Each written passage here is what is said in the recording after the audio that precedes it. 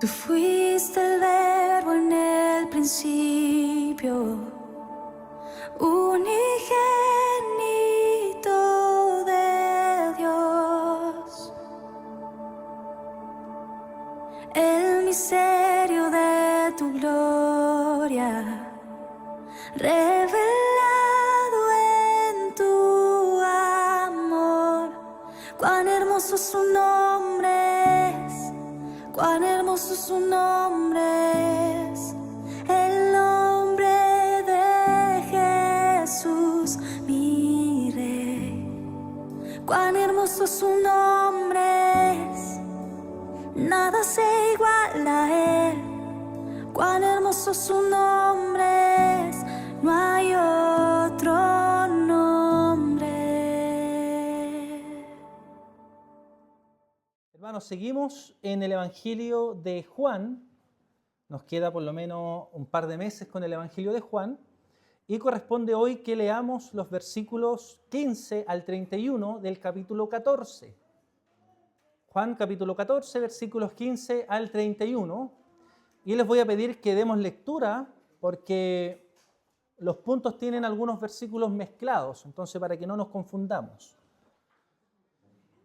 Juan capítulo 14, versículos 15 al 31, dice así, les pido que me acompañen en la lectura. Yo voy a leer los impares y ustedes los pares. Yo leo los impares y ustedes los pares. Dice así: si me amáis, guardad mis mandamientos.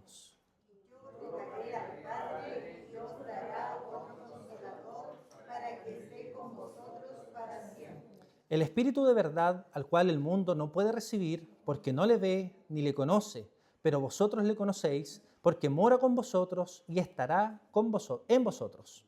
No os dejaré huérfanos, vendré a vosotros. Todavía un poco, y el mundo no me verá más, pero vosotros me veréis, porque yo vivo, vosotros también viviréis.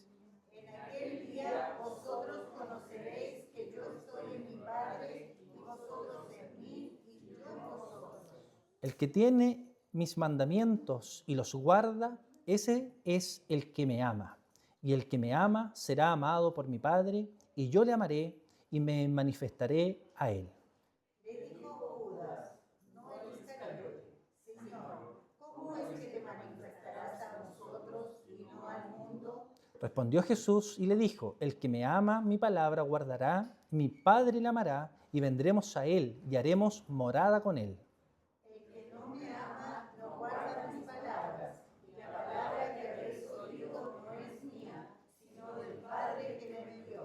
Os he dicho estas cosas estando con vosotros.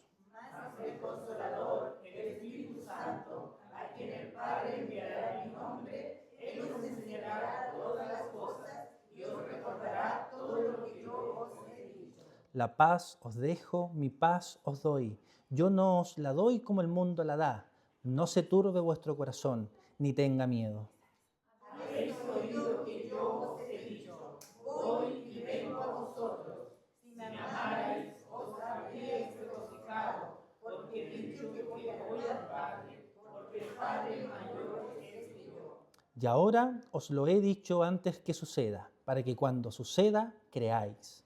No hablaré ya mucho con vosotros, porque viene el príncipe de este mundo, y él nada tiene en mí. Mas para que el mundo conozca que amo al Padre, y como el Padre me mandó, así hago.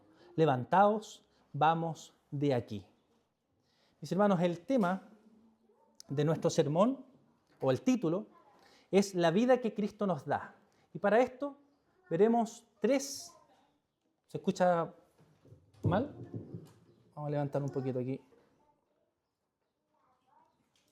Ya. El título es la vida que Cristo nos da. Y para esto veremos tres escenas o tres puntos. Amor que obedece, presencia que permanece y paz que permanece. Miren, bien poético. Vamos a nuestro primer punto. Y aquí veremos, para aquellos que gustan tomar nota, el versículo 15 y desde el versículo 21 al 24. ¿Ya? Para que recordemos, si me amáis, versículo 15, guardad mis mandamientos.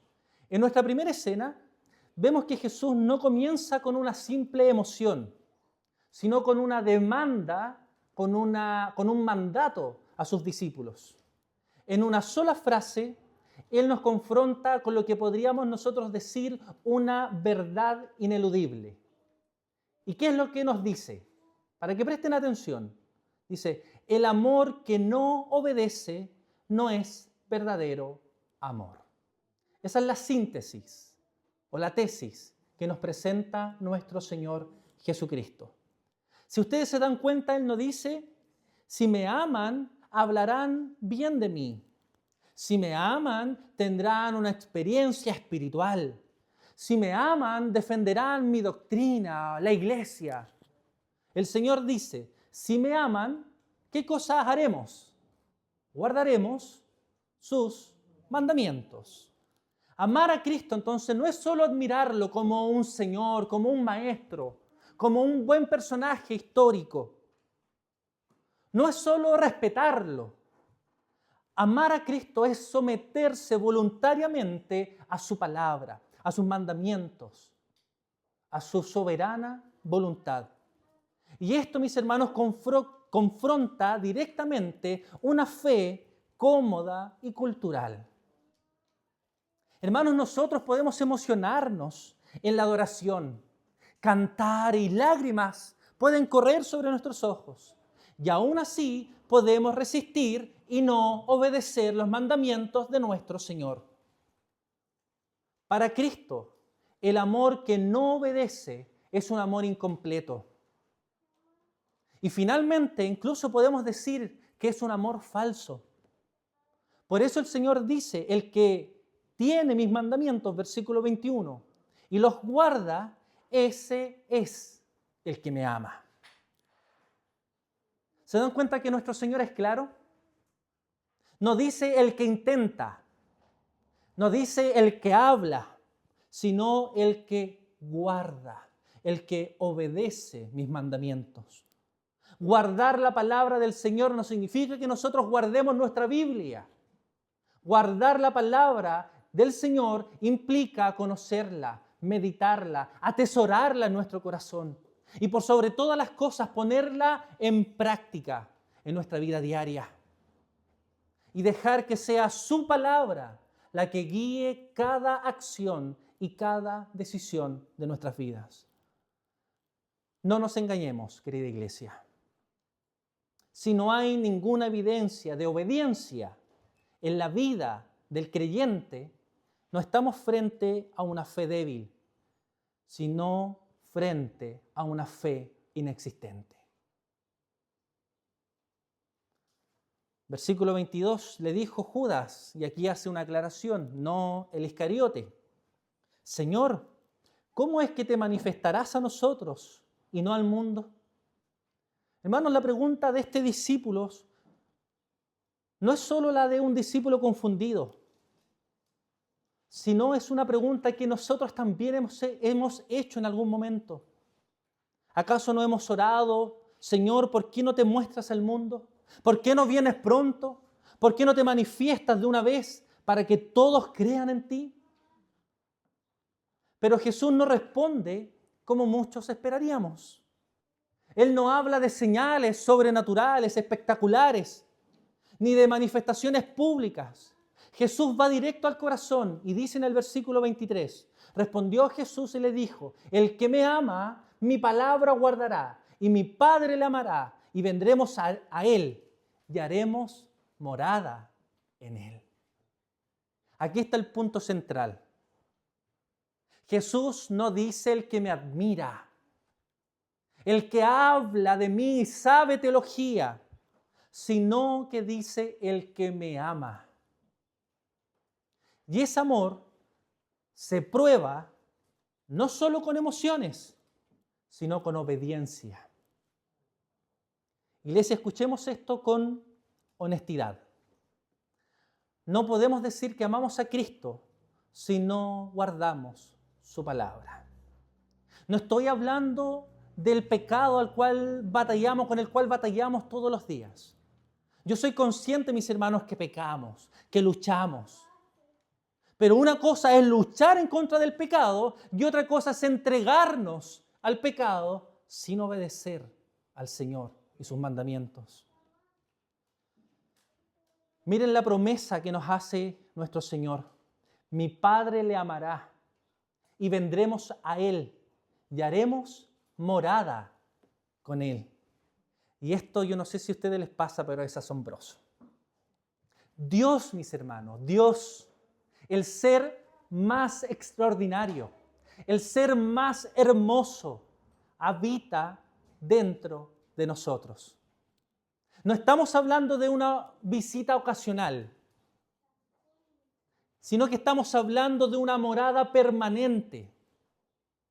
Dios habita en nosotros. Dios ya no habita en templos de piedra. Dios habita en los corazones que se han rendido a Él. Por eso el Señor confronta en el versículo 24 y dice, el que no me ama, no guarda mis palabras. Y la palabra que habéis oído no es mía, sino del Padre que me envió. Rechazar la palabra de nuestro Señor Jesucristo no es solo rechazar a Jesús. Ojo con eso, mis hermanos. Sino que también es rechazar al Padre. Rechazar a Cristo es grave. No estamos hablando de opiniones humanas, sino de una autoridad divina, mis hermanos, de Dios mismo. Iglesia, permíteme preguntarte esto con un amor pastoral, pero con verdad. ¿Estás guardando la palabra del Señor o solo estás escuchándola? ¿Tu vida confirma lo que tus labios confiesan? ¿Tus obras? ¿Tu testimonio? ¿Cómo tomas las decisiones? ¿Qué es lo que piensas cuando los problemas vienen a tu vida? El Señor nos dice con una voz pastoral, si me amas, guarda mi palabra. Que el Señor nos libre, mis hermanos, de una fe que solo aparenta. Que el Señor nos conceda un amor que obedece, un corazón en donde Él pueda hacer morada. Sepamos, queridos hermanos, con seguridad que tenemos una presencia que permanece. Y aquí veremos los versículos 16 al 20 y el 26. El 16 dice, y yo rogaré al Padre y os dará otro consolador para que esté con vosotros para siempre. En nuestra segunda escena, vemos que Jesús sabe que el mayor temor de sus discípulos no es la persecución. En este momento, el mayor temor de los discípulos es la ausencia de su Maestro, de Jesús. Y esto es completamente entendible, mis hermanos. El Señor era su Maestro, su guía, su protección.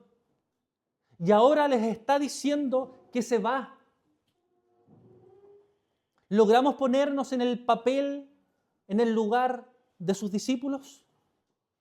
El corazón humano tiembla cuando siente que Dios se retira.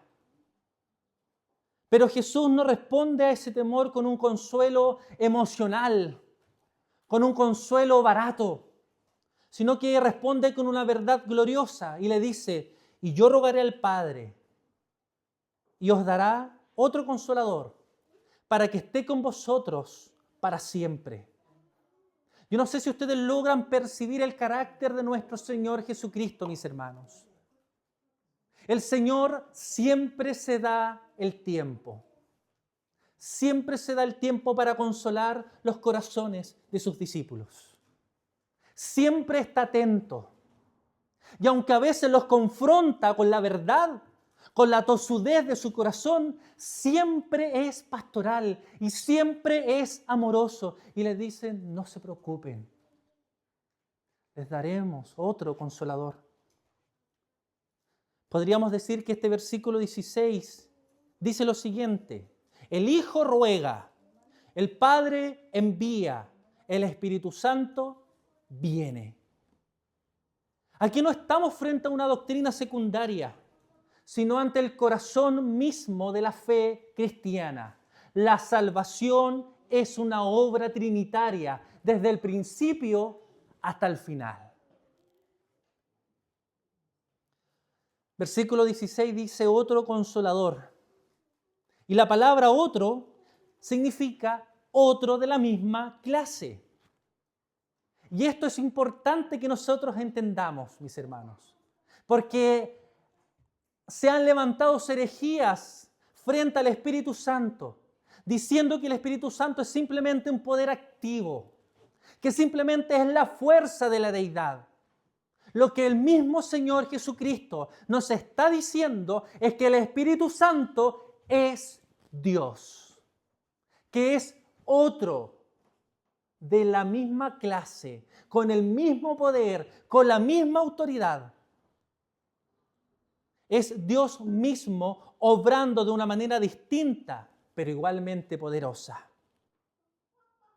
Incluso nosotros podemos decir, no se puede amar al Cristo bíblico y despreciar la obra del Espíritu Santo.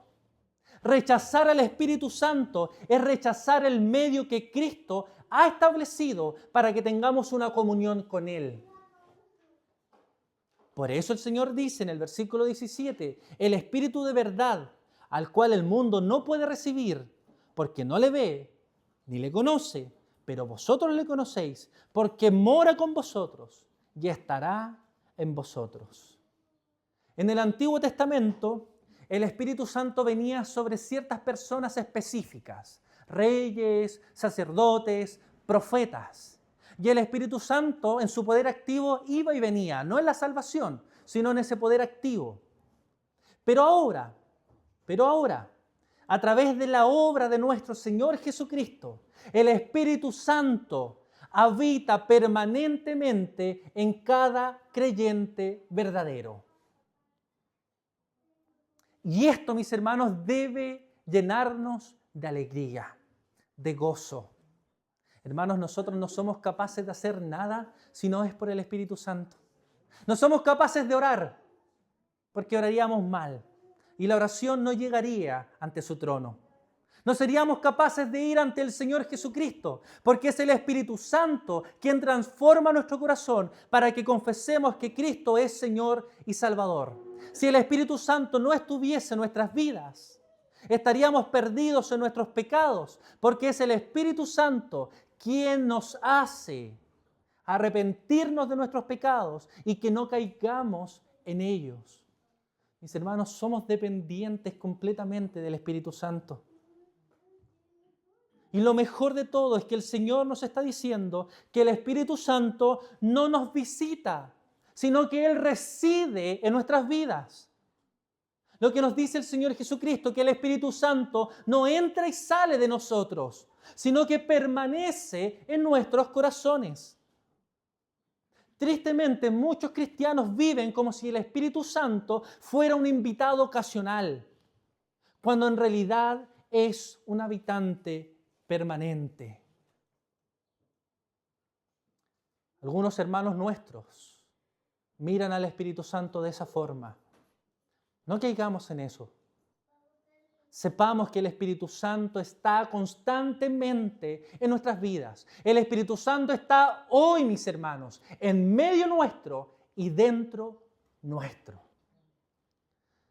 Por eso el Señor dice en el versículo 18 en adelante, no os dejaré huérfanos, vendré a vosotros. Recuerda el corazón de los discípulos angustiados,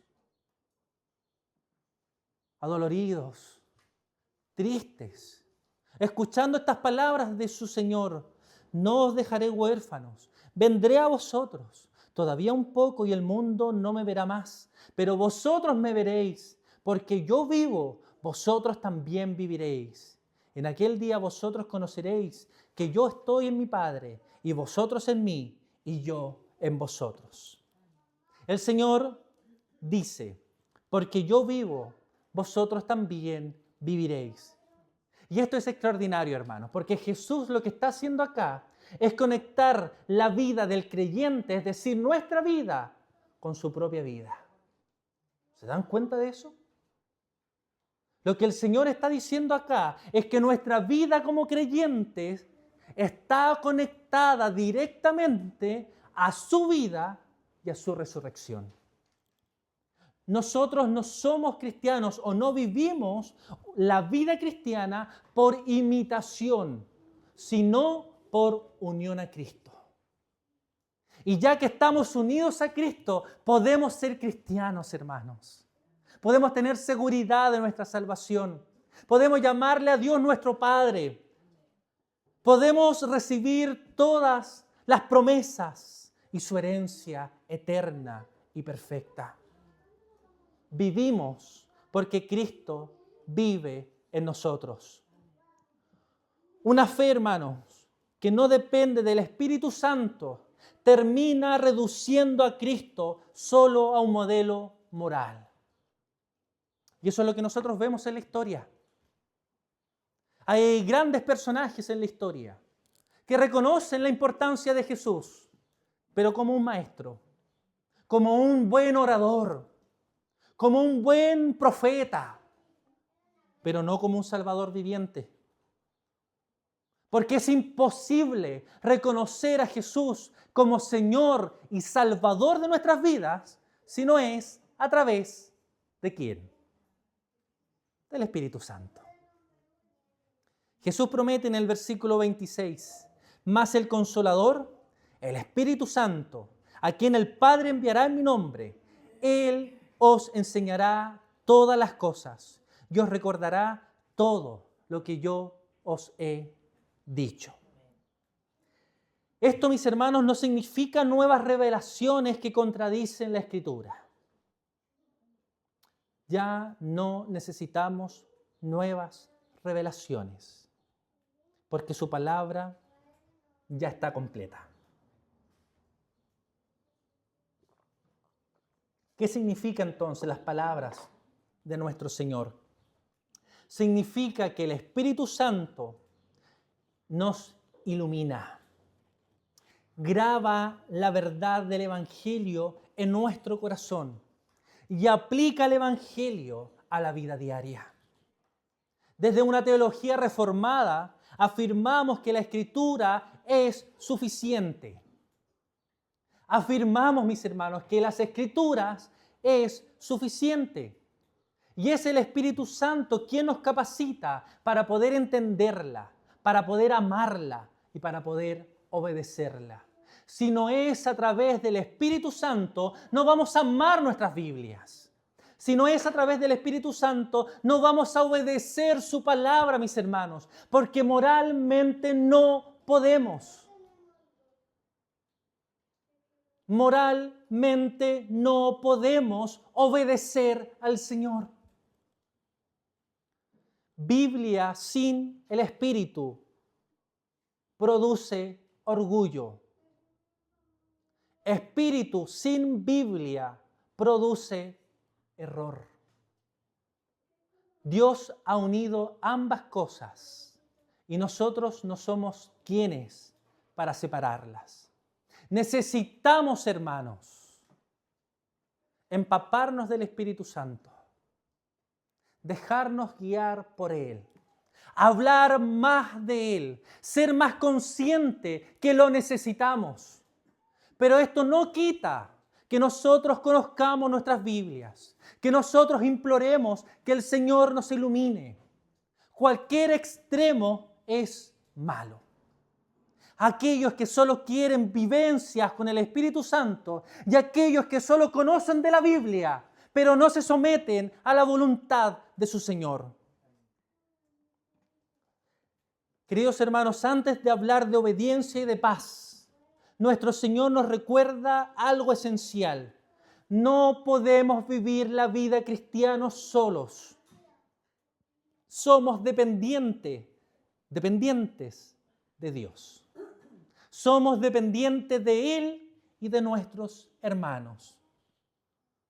Cristo sabía que resistiríamos al Espíritu y que no podríamos hacer nada sin Él. Por eso nos manda el Espíritu para que sea nuestra guía, nuestro consuelo y nuestra dirección. El Espíritu Santo no es un añadido para cristianos avanzados.